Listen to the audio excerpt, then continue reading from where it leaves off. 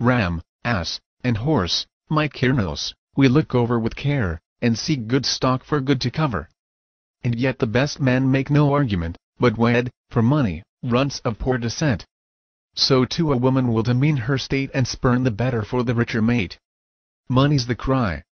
Good stock to bad is wed and bad to good, tell all the world's cross-bred. No wonder if the country's breed declines, mixed metal, Kyrinos, that but dimly shines. Theognis of Megara on Eugenics and Dysgenics, circa 520 BC. Men are generally more careful of the breed of their horses and dogs than of their children. William Penn. Some Fruits of Solitude, in Reflections and Maxims Relating to the Conduct of Human Life. 1693.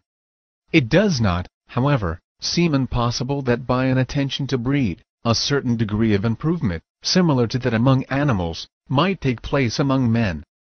Whether intellect could be communicated may be a matter of doubt, but size, strength, beauty, complexion, and perhaps even longevity are in a degree transmissible. As the human race could not be improved in this way, without condemning all the bad specimens to celibacy, it is not probable that an attention to breed should ever become general. Thomas R. Malthus. An Essay on Population, 1798. Eugenics is the study of the agencies under social control that may improve or impair the racial qualities of future generations either physically or mentally. Francis Galton, first cousin and associate of Charles Darwin, circa 1883. What nature does blindly, slowly and ruthlessly, man may do providently, quickly, and kindly. As it lies within his power, so it becomes his duty to work in that direction. Sir Francis Galton, 1905. Galton's eccentric, skeptical, observing, flashing, cavalry leader type of mind led him eventually to become the founder of the most important, significant and, I would add, genuine branch of sociology which exists, namely eugenics. John Maynard Keynes. Eugenics Review. 1946.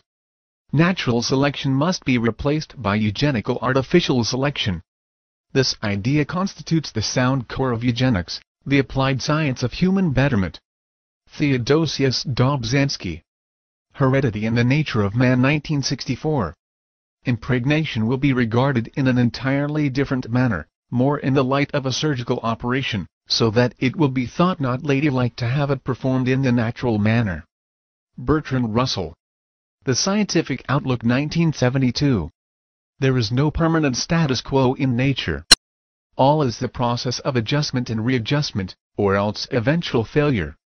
But man is the first being yet evolved on earth which has the power to note this changefulness, and, if he will, to turn it to his own advantage, to work out genetic methods, eugenic ideas, yes, to invent new characteristics, organs, and biological systems that will work out to further the interests, the happiness, the glory of the godlike being whose meager foreshadowings we the present ailing creatures are.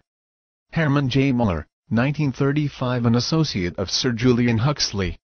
The first century or two of the new millennium will almost certainly be a golden age for eugenics.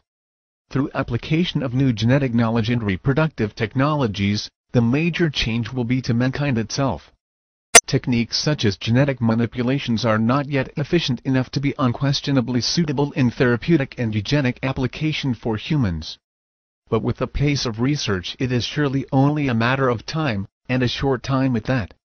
Glade-Whitney, Reproduction Technology for a New Eugenics, paper for the Galton Institute Conference, Man and Society in the New Millennium, September 1999. There is no denying the natural world would be a better place without people. All people. Not a selective bunch. Get it straight. Rebecca Colisi, student of Eric Pianka. In order to stabilize world population, we must eliminate 350,000 people per day. It is a horrible thing to say, but it is just as bad not to say it. Jacques Cousteau, 1991, UNESCO Courier. Society has no business to permit degenerates to reproduce their kind. Any group of farmers who permitted their best stock not to breed, and let all the increase come from the worst stock, would be treated as fit inmates for an asylum. Some day we will realize that the prime duty, The inescapable duty of the good citizens of the right type is to leave his or her blood behind him in the world. And that we have no business to permit the perpetuation of citizens of the wrong type. The great problem of civilization is to secure relative increase of the valuable as compared with the less valuable or noxious elements in the population. The problem cannot be met unless we give full consideration to the immense influence of heredity. Theodore Roosevelt to Charles B. Davenport, January 3, 1913, Charles B. Davenport Papers, Department of Genetics, Cold Spring Harbor, New York. I wish very much that the wrong people could be prevented entirely from breeding. And when the evil nature of these people is sufficiently flagrant, this should be done. Criminals should be sterilized and feeble-minded persons forbidden to leave offspring behind them. The emphasis should be laid on getting desirable people to breed. Roosevelt, Twisted Eugenics, in the works of Theodore Roosevelt, Opposite, National Edition, 12, pages 201. Political unification in some sort of world government will be required. Even though any radical eugenic policy will be for many years politically and psychologically impossible, it will be important for UNESCO to see that the eugenic problem is examined with the greatest care, and that the public mind is informed of the issues at stake so that much that now is unthinkable may at least become thinkable. Sir Julian Huxley, UNESCO, its purpose and its philosophy. I do not pretend that birth control is the only way in which population can be kept from increasing. War has hitherto been disappointing in this respect, but perhaps bacteriological war may prove more effective.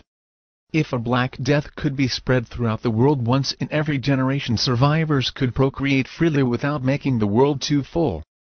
The state of affairs might be somewhat unpleasant, but what of that? Really high-minded people are indifferent to happiness, especially other people's. There are three ways of securing a society that shall be stable as regards population.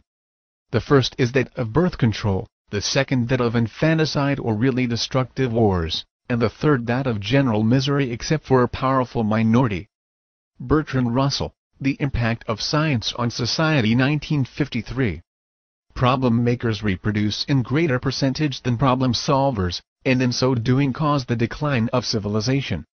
In short, if capable, intelligent people had most babies, society would see its problems and solve them. Elmer Pendle, From Sex vs. Civilization, 1967. Out of the full spectrum of human personality, 1/4 is electing to transcend. 1/4 is ready to so choose, given the example of one other. 1/4 is resistant to election. They are unattracted by life ever evolving. 1/4 is destructive. They are born angry with God. They are defective seeds. There have always been defective seeds. In the past they were permitted to die a natural death. We, the elders, have been patiently waiting until the very last moment before the quantum transformation, to take action to cut out this corrupted and corrupting element in the body of humanity. It is like watching a cancer grow. Now, as we approach the quantum shift from creature human to co-creative human, the human who is an inheritor of godlike powers, the destructive 1/4 must be eliminated from the social body. We have no choice, dearly beloveds. Fortunately you, dearly beloveds, are not responsible for this act. We are. We are in charge of God's selection process for planet Earth. He selects, we destroy. We are the riders of the pale horse, death. We come to bring death to those who are unable to know God. The riders of the pale horse are about to pass among you. Grim reapers, they will separate the wheat from the chaff. This is the most painful period in the history of humanity. Futurist Barbara Marx Hubbard, who wanted to create a Department of Peace,